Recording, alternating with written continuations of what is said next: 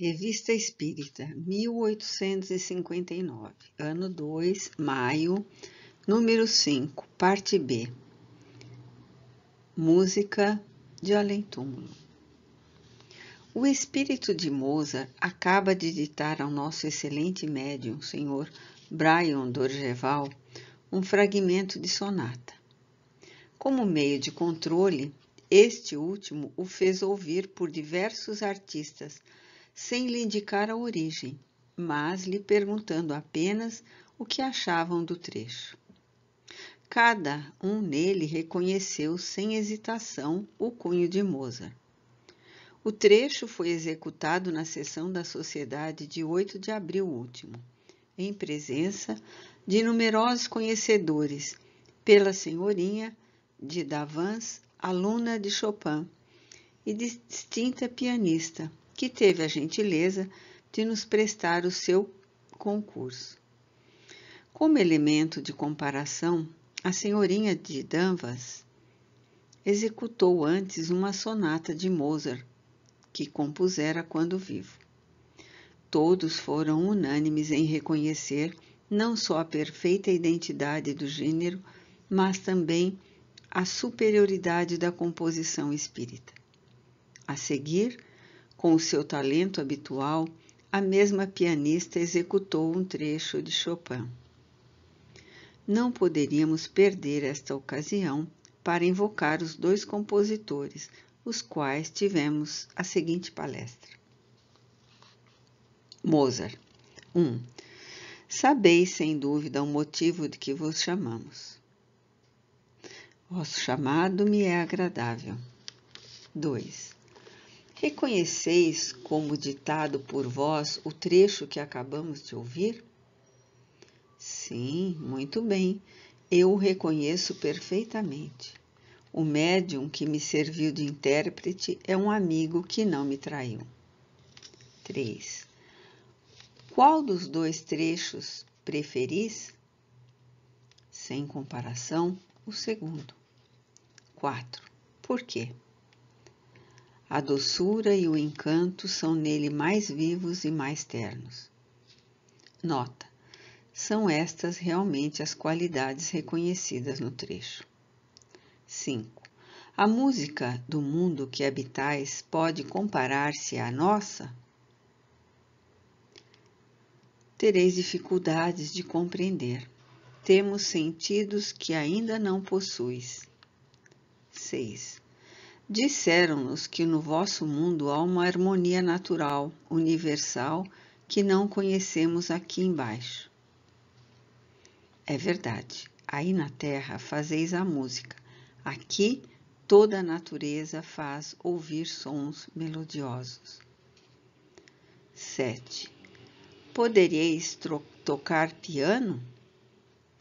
Sem dúvida que sim, mas não o quero, seria inútil. 8. Seria, entretanto, poderoso motivo de convicção. Não estáis convencidos? Nota: sabe-se que os espíritos jamais se submetem a provas. Muitas vezes fazem espontaneamente aquilo que não pedimos. Esta, aliás, entra na categoria das manifestações físicas, com as quais não se ocupam os espíritos elevados. 9. Que pensais da recente publicação de vossas cartas? Avivaram-me muito a minha lembrança. 10. Vossa lembrança está na memória de todos. Podereis precisar o efeito que estas cartas produziram na opinião pública? Sim, elas me fizeram mais amado e as criaturas se apegaram muito mais a mim como homem do que antes. Nota: a pessoa, aliás, estranha à sociedade, que fez estas últimas perguntas, confirma que foi essa realmente a impressão produzida por aquela publicação. 11. Desejamos interrogar Chopin. Será possível? Sim, ele é mais triste e mais sombrio do que eu. Chopin. 12. Após a evocação. Poderíeis dizer-nos em que situação estáis como espírito? Ainda errante. 13. Lamentais a vida terrena? Eu não sou infeliz. 14. Sois mais feliz do que antes? Sim, um pouco. 15. Dizeis um pouco, o que quer dizer que não há grande diferença. Que é o que vos falta para serdes mais? Eu digo um pouco em relação àquilo que eu poderia ter sido, porque com a minha inteligência eu poderia ter avançado mais do que avancei. 16. Esperais alcançar um dia a felicidade que vos falta atualmente? Certamente que ela virá, mas serão necessárias novas provas. 17. Mozart disse que sois sombrio e triste. Por que isto? Mozart disse a verdade.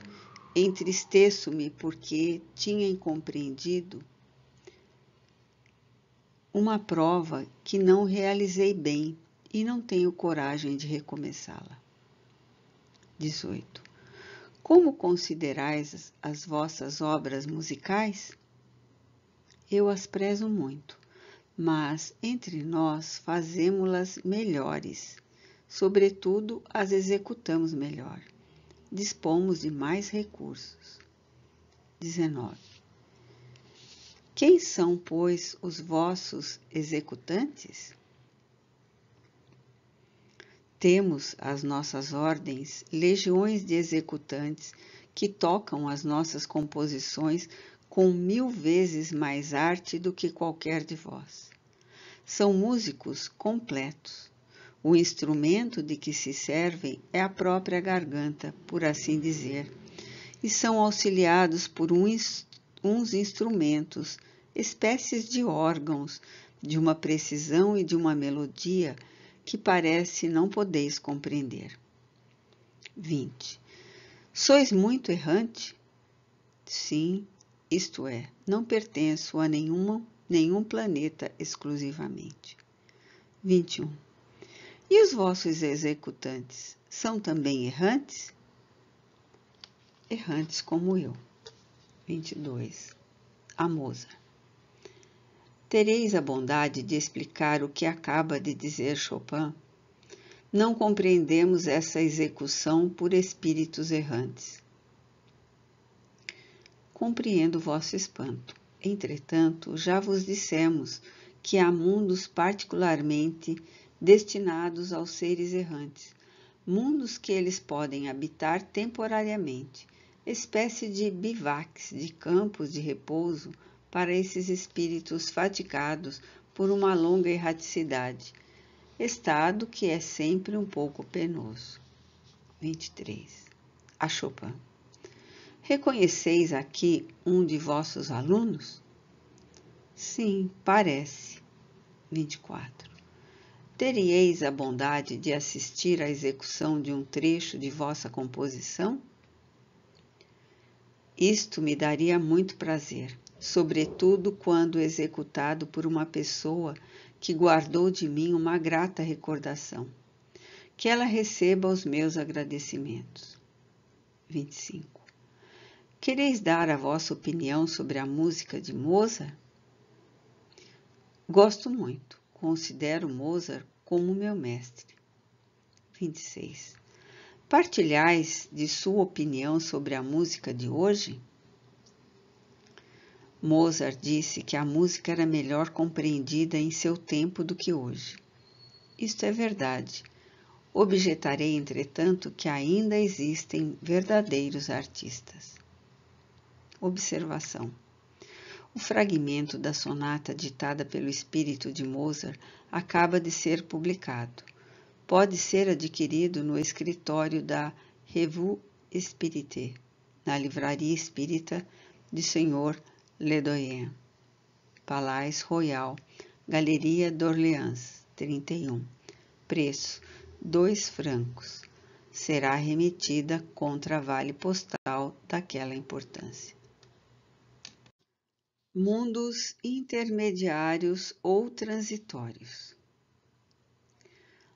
Vimos, numa das respostas dadas no artigo anterior, que, ao que parece, haveria mundos destinados aos espíritos errantes.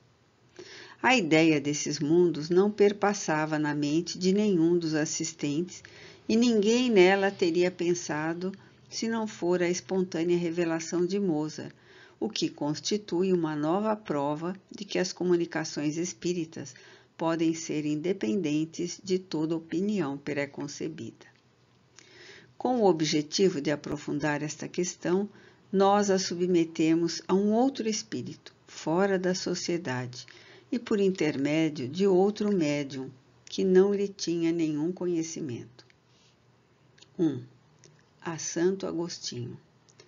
Existem mundos que servem de estações aos espíritos errantes ou como pontos de repouso, conforme nos disseram? Existem, mas são gradativos, isto é, ocupam posição intermediária entre os outros mundos, conforme a natureza dos espíritos que os procuram para gozar de maior ou menor bem-estar. 2. Os espíritos que habitam esses mundos podem deixá-los à vontade? Sim, os espíritos que os habitam podem afastar-se para ir onde precisem. Imaginai as aves de arribação caindo sobre uma ilha, a fim de refazerem as forças e seguirem o seu destino.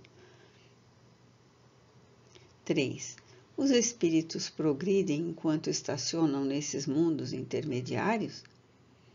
Certamente, os que assim se reúnem fazem-no com o fito de instruir-se e poder mais facilmente obter permissão para irem a melhores lugares e alcançar a posição dos eleitos. 4. Esses mundos são perpétuos? Por sua natureza especial, são reservados aos espíritos errantes? Não, sua situação é transitória. 5. São habitados simultaneamente por seres corpóreos? Sim, mas a superfície é estéril. 7. Por que esta esterilidade? Aqueles que os habitam de nada precisam. 8. Essa esterilidade é permanente ou devida à sua natureza especial? Não, eles são transitoriamente estéreis. 9. Então esses mundos são desprovidos de belezas naturais? A natureza se traduz pelas belezas da imensidade, não pelo menos admiráveis que as chamais belezas naturais. 10. Há desses mundos em nosso sistema planetário? Não. 11. Desde que um estado transitório a Terra estará em um dia neste número? Ela já esteve. 12. Em que época? Durante a sua formação. Nota. Mais uma vez, esta comunicação confirma a grande verdade de que nada é inútil na natureza. Todas as coisas têm um fim, um destino. Nada é vazio, tudo é habitado. A vida está em toda parte. Assim, durante a longa série de séculos decorridos antes do aparecimento do homem na face da Terra, durante esses lentos períodos de transição, atestado pelas camadas geológicas, antes mesmo da formação dos primeiros seres orgânicos, sobre essa massa informe, nesse árido caos onde os elementos se confundiam, não havia ausência de vida. Seres que não tinham as nossas necessidades, nem as nossas sensações físicas, ali se refugiavam. Quis Deus que, mesmo nesse estado imperfeito, ela servisse para alguma coisa. Quem, pois, ousaria dizer que entre esses milhares de mundos que circulam na imensidade, um só e dos menores, perdido na multidão, tivesse o privilégio exclusivo de ser povoado? qual seria então a utilidade dos outros? Deus os teria criado apenas para deleitar o nosso olhar? Suposição absurda, incompatível com a sabedoria que brilha em todas as suas obras. Ninguém contestará que há nessa ideia nos mundos ainda inadequados à vida material e, no entanto, povoados por seres vivos, apropriados ao meio, algo de grandioso e de sublime, onde talvez se encontre a solução de muitos problemas. Ligação entre espírito e corpo. Uma de nossas amigas, a senhora Schutz, perfeitamente integrada neste mundo e que parece não querer deixá-lo tão cedo, evocada enquanto dormia, mais de uma vez, nos deu provas da perspicácia de seu espírito neste estado. Um dia, ou antes, uma noite, depois de uma longa palestra, disse ela: "Estou fatigada, necessito de repouso. Durmo, mas meu corpo precisa descansar." Diante disso, retorqui: "Vosso corpo pode repousar, falando-vos não o prejudico. E o vosso espírito, que aqui se acha, e não o vosso corpo, podeis então entreter-vos comigo, sem que o corpo sofra?" Ela respondeu: "Enganai-vos pensando assim. Meu espírito se destaca um pouco de meu corpo, mas é como um balão cativo preso pelas cordas. Quando o balão recebe solavancos produzidos pelo vento, o poste em que está amarrado sente o efeito dos abalos transmitidos pelas amarras. Meu corpo representa o poste para o meu espírito, com a diferença de que experimenta sensações desconhecidas do poste e que tais sensações fatigam bastante o cérebro. Eis porque, como o espírito, meu corpo necessita de repouso."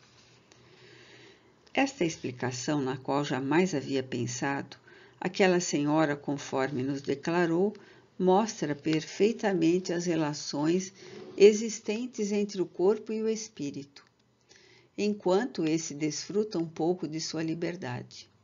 Sabíamos muito bem que a separação absoluta só se dá depois da morte, e mesmo algum tempo depois. Nunca, porém, essa ligação nos havia sido descrita com uma comparação tão clara e tão impressionante.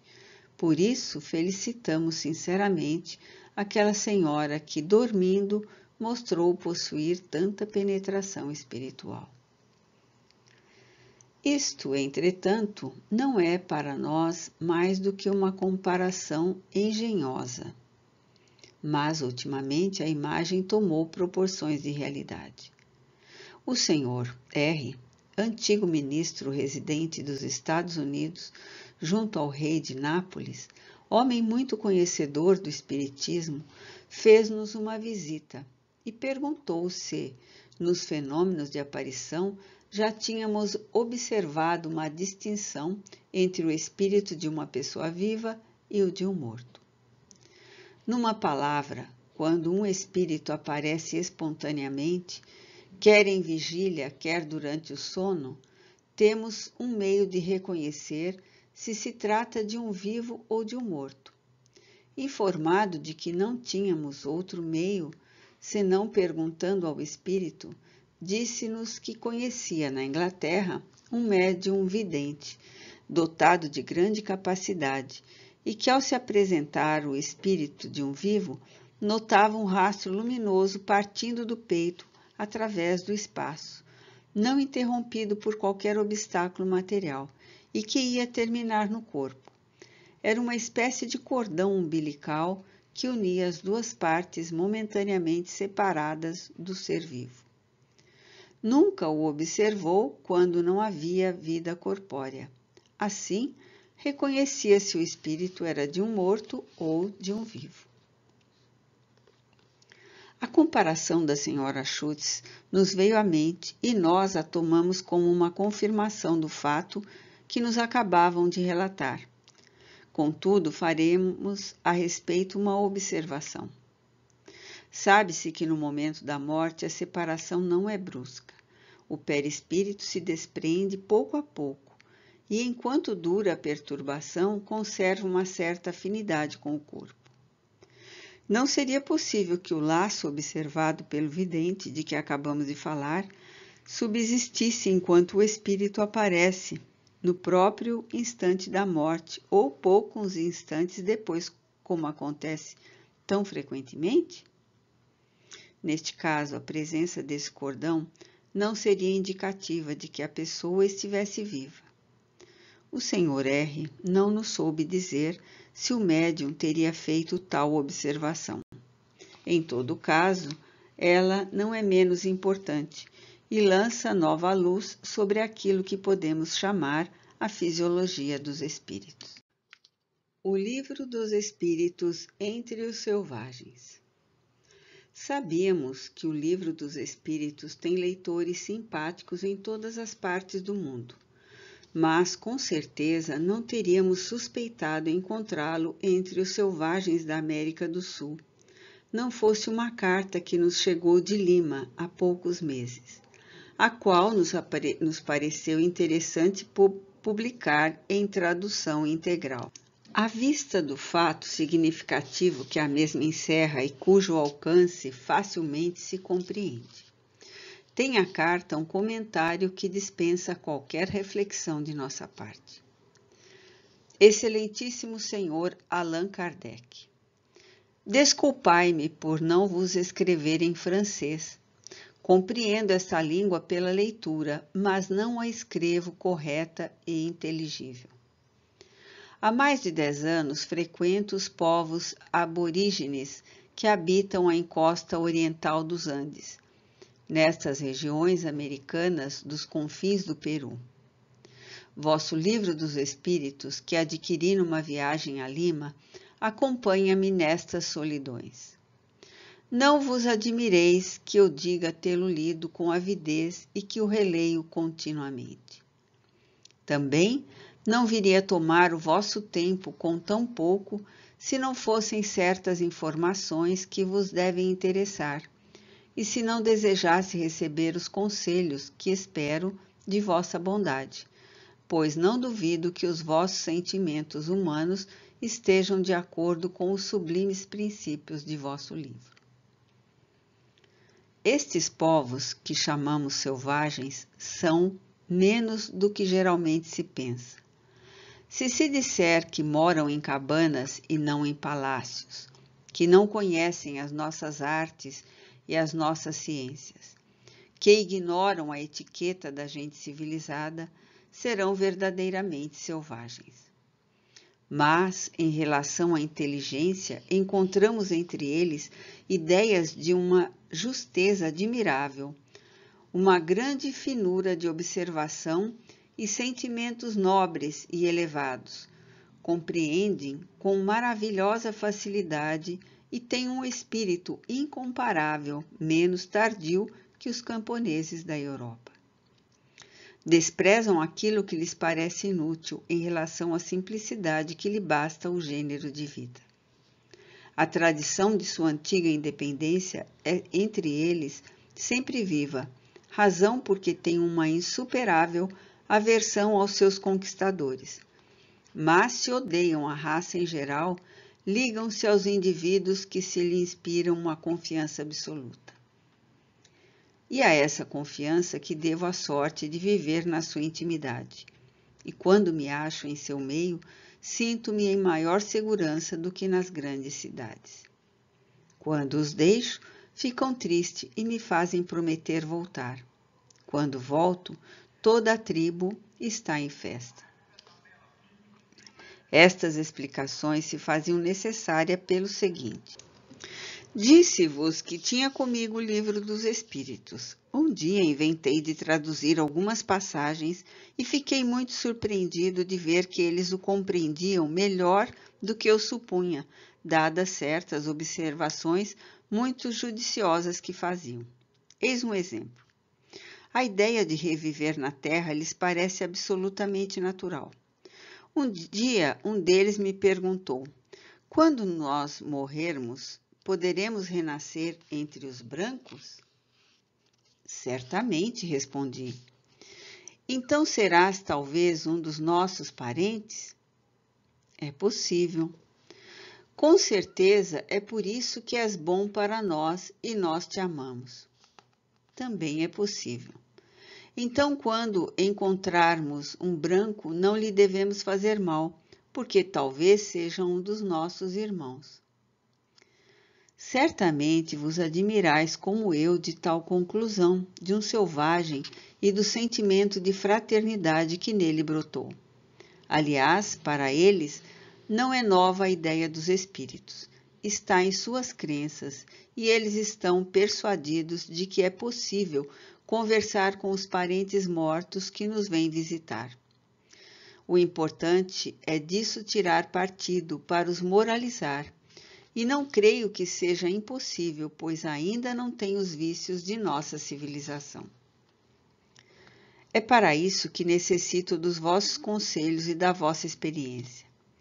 A meu ver, não há razão para supor que só podemos influenciar as criaturas ignorantes falando-lhes aos sentidos. Ao contrário, penso que será entretê-las nessas ideias estultas e lhes desenvolver as inclinações para as superstições. Penso que o raciocínio terá sempre um domínio mais duradouro quando nos soubermos colocar ao nível das inteligências. Aguardando a resposta com que espero, me obsequiareis, recebei, etc. Dom Fernando Guerreiro. Aforismos espíritas e pensamentos soltos. Quando quiserdes estudar a aptidão de um médium, não evoqueis logo por seu intermédio o primeiro espírito de que vos lembrardes, pois jamais se disse que o médium seja apto a servir de intérprete a todos os espíritos, e os espíritos levianos podem usurpar o nome daquele a quem chamais. Evocai de preferência o seu espírito familiar, porque este virá sempre. Então o julgareis por sua linguagem e estareis em condições de melhor apreciar a natureza das comunicações que o médium recebe. Os espíritos encarnados agem por si mesmos, conforme sejam bons ou maus. Também podem agir sob a ação de espíritos não encarnados, dos quais são instrumentos para o bem ou para o mal, ou para que ocorram certos fatos. Somos, pois, malgrado nosso, os agentes da vontade dos espíritos para aquilo que se passa no mundo, tanto no interesse geral quanto no individual. Assim encontramos alguém que nos leva a fazer ou deixar de fazer uma coisa. Pensamos que é o acaso que nos envia, quando na maioria dos casos são os espíritos que nos impelem uns para os outros, porque tal encontro deve conduzir a um resultado determinado. Encarnando em diferentes posições sociais, os espíritos são como atores que, fora de cena, se trajam como toda a gente e no palco usam todas as vestimentas e representam todos os papéis, desde o rei até o trapeiro. Há pessoas que não temem a morte, que 100 vezes a enfrentaram e experimentam um certo temor na obscuridade. Não receiam os ladrões e, no entanto, num isolamento, num cemitério à noite, temem alguma coisa. É que os espíritos estão junto a elas e o seu contato lhe produz uma impressão que resulta num medo inexplicável. As origens de certos espíritos nos dão pela revelação de pretensas existências anteriores. São muitas vezes um meio de sedução e uma tentação para o nosso orgulho que se envaidece por ter sido tal ou qual personagem. Allan Kardec.